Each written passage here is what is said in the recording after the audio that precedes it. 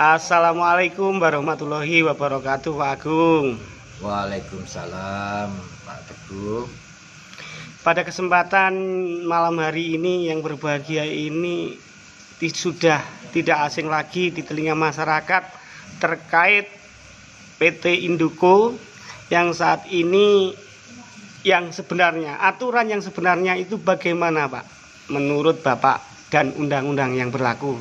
Sebelum kita bicara undang-undang, ini sambil nyantai lah. Iya, sambil nyantai. Orang nyawangan nggak stres diprovokatori orang-orang yang tidak bertanggung jawab, terutama media yang juga kapasitasnya itu perlu dipertanyakan. Jadi gini dulu, sebelum bicara undang-undang, Indoko itu berdiri tahun berapa? Saya pertanyakan itu. Dan asal-usul tanahnya itu milik siapa? Apa milik BUMN atau milik KLHK? Itu harus dipertanyakan secara jelas. Dan sebelum-sebelumnya apakah ada orang yang menempat tinggalkan di Indoko itu? Dan perkebunan Indoko itu jelas menyewa kepada pemerintah. Tapi dalam persewaan itu ya jelas ya, itu harus punya aturan. Yang dimaksud aturan gini, kasus penyewaan, seperti contoh kasus penyewaan, perizinannya gitu ya, karet perkebunan, namanya perkebunan. Nah, kasus penyewaan itu ada koridor-koridornya. Kalau sampai disewakan, itu menunjukkan PT Indoko itu sudah mengalami pilot, dan pemerintah berhak untuk mencabut izin Indoko. Itu menurut undang-undang. Dan kedua, sekarang kalau LSM manapun itu harus mempertanyakan program tanamnya, katanya 5 tahunnya bagaimana, dipertanyakan. Jelas tidak dikasih tahu oleh PT Indoko. Jadi semua harus kita laporkan ke KIP. Jangan pemerintah saja. Indoko juga itu bagian pemerintah yang karena menyewa tanah pemerintah. Nah, saya baca di Facebook kemarin itu ya undang-undang dasar lah.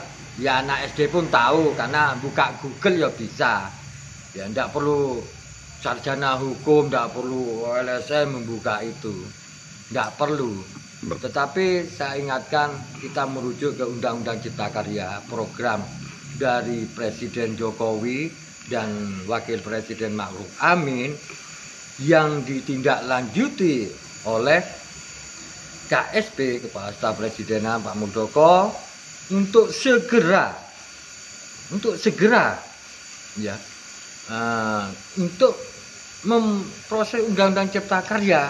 Jadi bagian-bagian tertentu seperti itu agraria, kayak pasal di poin F itu harus percepatan pertumbuhan ekonomi masyarakat setelah mengalami bencana kesehatan. Jadi siapapun yang menghalangi program negara tetap berhubungan dengan negara juga. Nah, itulah harus pintar masyarakat. Jangan sampai investor luar yang memanfaatkan lahan-lahan pemerintah itu harus masyarakat cerdas. Dan LSM pun tahu harus posisi mana, membela rakyat apa membela pimpinan. Saya tegaskan, jangan bilang sok saya membela rakyat, tetapi rakyat yang mana? Semua rakyat punya kedaulatan. Jadi jelas-jelas Indoko itu sudah menyalahi aturan. Menyalahi aturan di sini seperti dari awal Bapak katakan ya. Tadi Indoko itu untuk perkebunan karet dan tanaman keras lainnya, akan tetapi disewakan oleh masyarakat bukan tanaman itu, akan tetapi yang ditanami jenis tanaman pangan ya Pak ya. Itu sebuah melanggar aturan juga Pak. Itu bukan, ya tetap tidak melanggar aturan karena dia sewa. Sewa punya untung, tetapi ada koridor dari pemerintah, ada berarti menunjukkan PT Indoko itu pilot dan wajib ditarik oleh pemerintah. Kenapa? program-program kerja penanaman dan pemotongannya harus jelas, dan orang media pun harus menanyakan, itu jangan asal masuk ke masyarakat, seakan terintimidasi masyarakat itu. Dan saya sayangkan mantan lurah Nyawangan itu seharusnya membela masyarakat, jangan membela Indoko.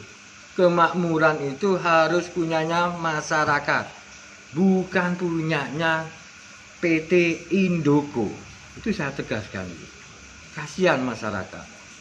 Selama Covid 2 tahun lebih, apa yang dia makan? Kita pikirkan, Jokowi terlalu bijaksana benar menciptakan Undang-Undang Cipta Karya dan menciptakan reformasi agraria.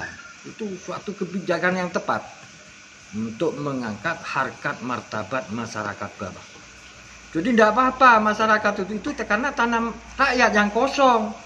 Kenapa? Indoko sudah tidak mampu menanam. Program tanamnya bagaimana? Pertanyakan itu. Jadi banyak dari aturan-aturan kehutanan. Jelas kan tanahnya masuk kewenangan KLHK, bukan bupati. Seperti sama aja dengan perhutani. Perhutani itu milik BUMN. Perhutani ya tetap hutan negara. Jadi harus pintar. Jadi masyarakat juga bisa. Makanya reforma agraria itu kita manfaatkan secara benar untuk berkeadilan terhadap masyarakat dan untuk percepatan perekonomian masyarakat bawah. Itu intinya. Kalau nanti bicara undang-undang, saya tunggu PT Indoko karena saya ingin menuntut Indoko. Oke, terima kasih Pak atas penjelasannya dan sebagai acuan rasa terima kasihnya atas ilmu yang sampean bagikan pada sore hari ini.